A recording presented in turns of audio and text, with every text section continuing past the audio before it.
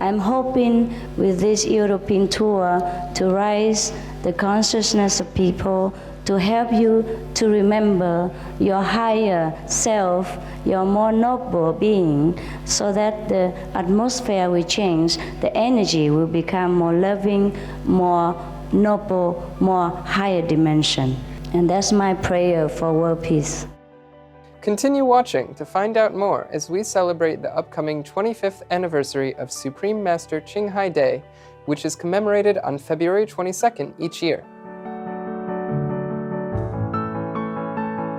Welcome to our program, From Saving the Earth to the Journey of Exploring the Mysteries of the Cosmos to Universal Peace, Part 1 of 5.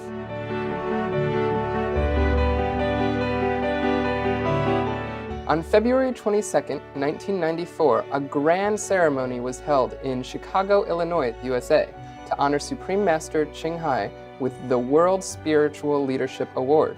In addition, she also received a medal from Mr. Hong Gang Chun, Chief Secretary of the World Cultural Communication Association, for her generous aid rendered to those affected by the devastating Mount Pinatubo volcanic eruption in the Philippines.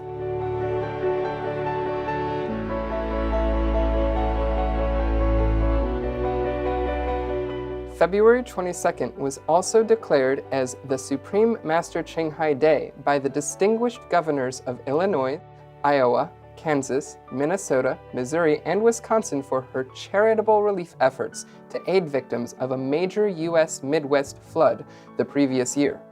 Then U.S. President His Excellency Bill Clinton conveyed his thoughts in a message that read, "Supreme Master Ching is a living example of world peace and love for all, especially her help for the refugees and the many suffering people in the USA."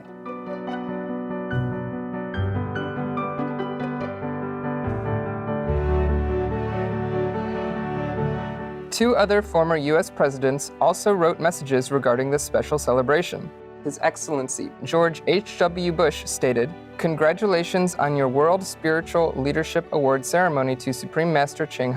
Wish I could join you in giving the wonderful award to the Supreme Master. Please convey my personal regards to the Master for her warmest heart for mankind."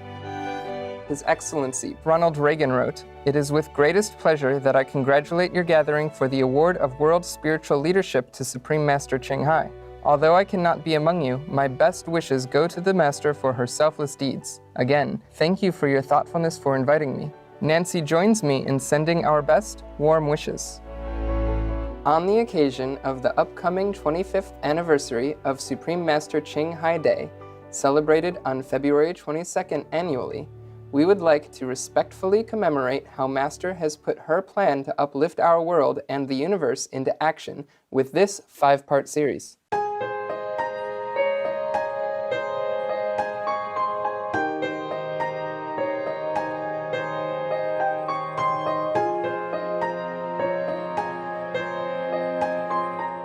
Since ancient times, many renowned prophets have foretold the emergence of a golden age and paradise on earth. For example, it has been prophesied that an enlightened savior will appear in Asia, on an island in the South China Sea of the Pacific Ocean, leading a religion named after sea, and in her name lead the world into the era of light and peace. Master Biensa Duono made his prophecy about the golden age. It will emerge from the Pacific so that the Most High can finally establish his place on this planet. The Golden Age theme also occurs in a Korean prophecy book titled Gyeokam Yurok, written by Nam Sa-go about 500 years ago. This well-known volume predicts that a savior, who is the King of Heaven himself, will appear on an island in the South China Sea, Pacific Ocean.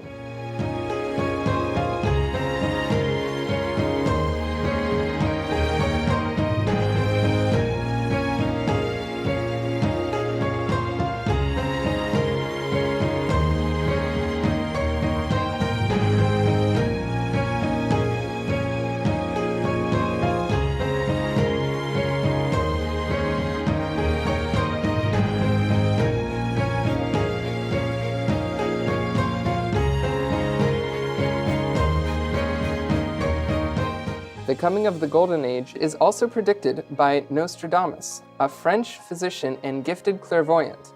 Many people believe that some of his prophecies that predict major world events have been remarkably fulfilled. Nostradamus foresaw that an enlightened one would be sent to be among humankind. The following is one of his prophetic quatrains. Long-awaited one will never return. He will appear in Asia.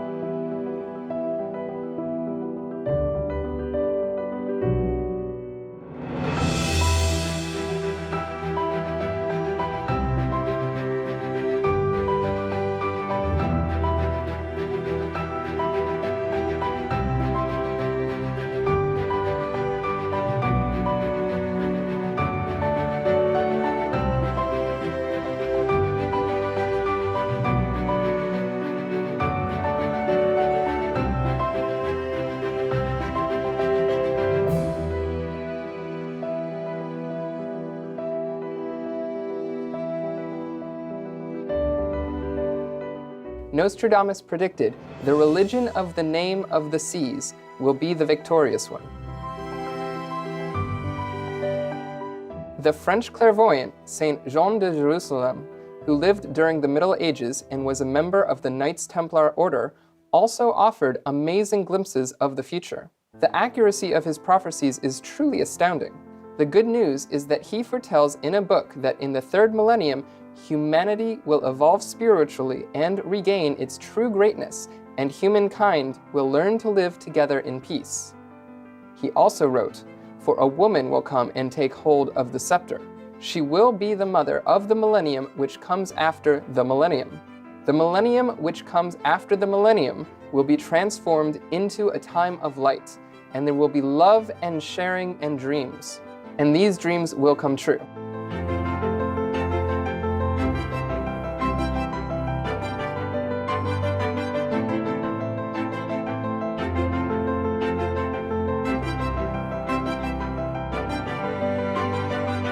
Supreme Master Ching came to the island of Taiwan, also known as Formosa, that is located in an arm of the Western Pacific Ocean called the South China Sea.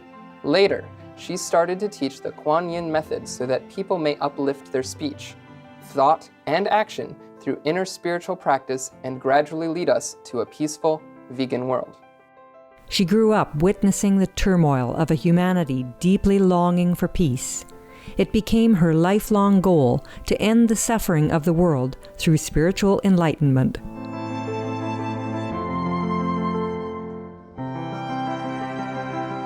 Her search took her all the way into the remotest parts of the Himalayas. There, Supreme Master Ching found a living master, and after a period of diligent practice, she attained full enlightenment.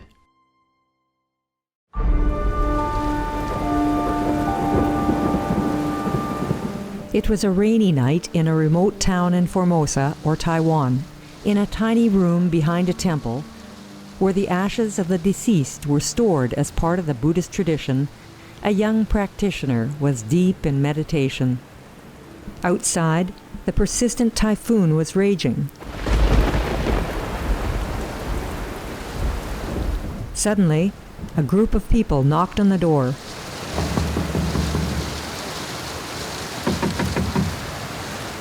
Still drenched from the rain, they earnestly explained to her that they had vivid visions in which Kuan Yin Bodhisattva, also known as the Goddess of Mercy, appeared to them and told them to find an enlightened master in this secluded place. It never occurred to the humble renunciate to be anyone's teacher, and she tried to turn the visitors away. But the seekers were sincere, and after their repeated requests, she compassionately acquiesced. She showed them an ancient meditation method that would bring them eternal liberation after they first purified themselves for a period with a vegetarian diet and noble demeanor. Thus, in the mid-1980s, began the life of a spiritual master fully devoted to the multitude.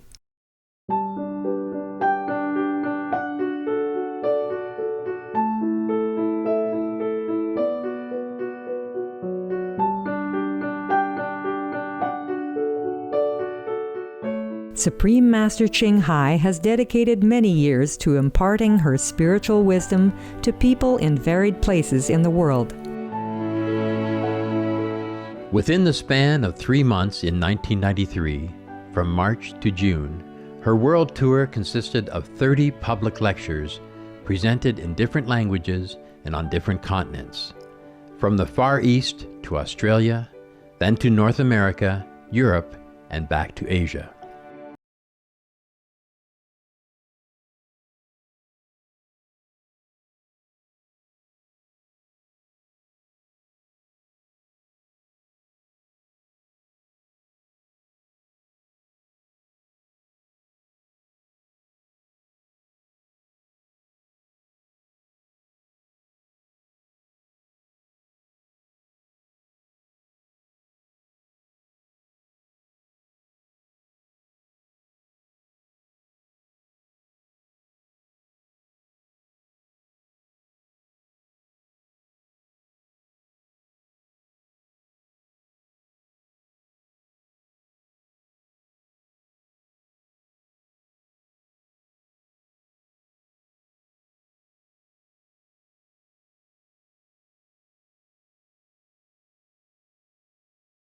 during this most difficult time.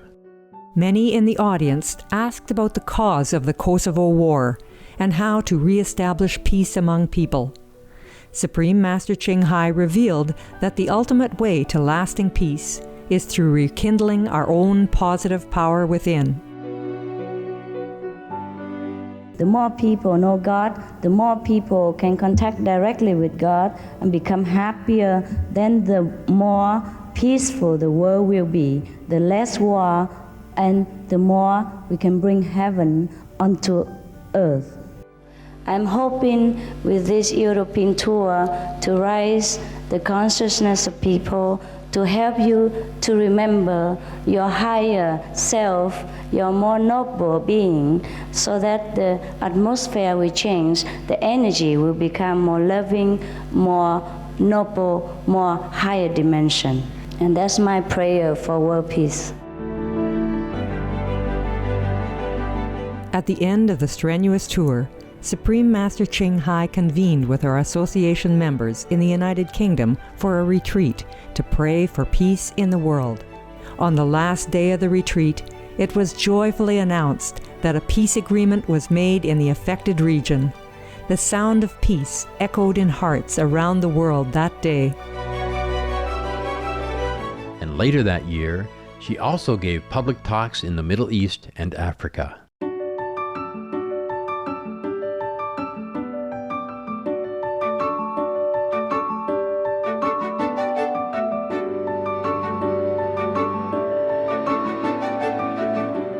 Since then, she has also given more lectures and international seminars.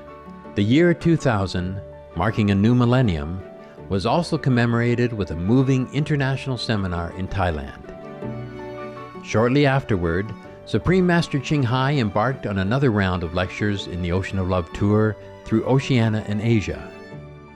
There were 9 stops, starting in New Zealand, then to Sri Lanka, Malaysia, Nepal, and China, and on to the Philippines, Formosa, Japan, and Korea.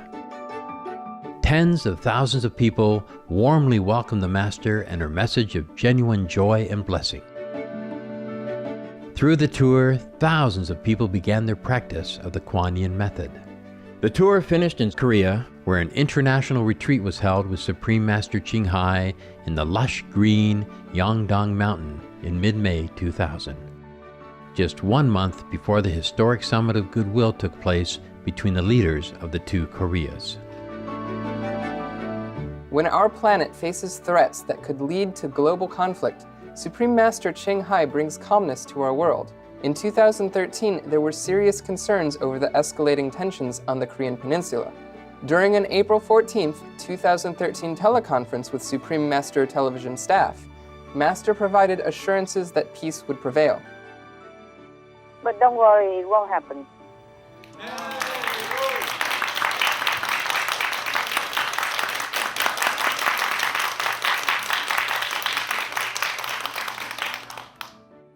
The North and the South people should not worry too much. They will try to talk and make peace. Maybe that's what we should do. Talk to each other, fairly, respectfully. And then everything will be done. Every peaceful plan will be done.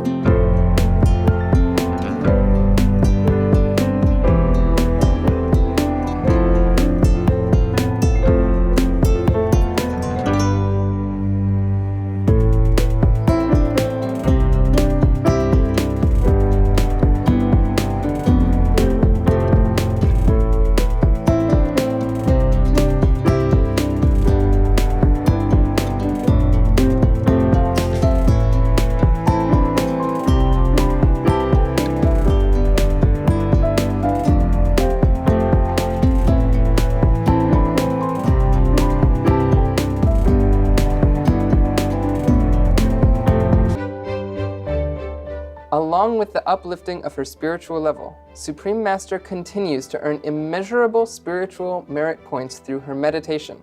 In 2014, Master contributed many of these points for peace in Ukraine and Syria. On the 1st of May, I donate 500 million spiritual merit points for Ukraine peace. A few days after I donated, the Russian president said the troop moves out of the border, and the Russians seem softened and seem to be better. Wow. I'm not allowed to do more. They have they have to regulate their give and take, no? Yes, Master. I also donate 600 million spiritual merit points for Syria peace. It takes 3 weeks to improve the situation. Yes, Master. Supreme Master Ching Hai is deeply grateful to the beloved God for all the financial help, comfort, and support to the afflicted and needy and or any good cause over the years, as a humble vessel for Here's compassion and love toward Here's precious children. Please join us on Thursday, February 14th for part 2 of our 5-part series, From Saving the Earth to the Journey of Exploring the Mysteries of the Cosmos to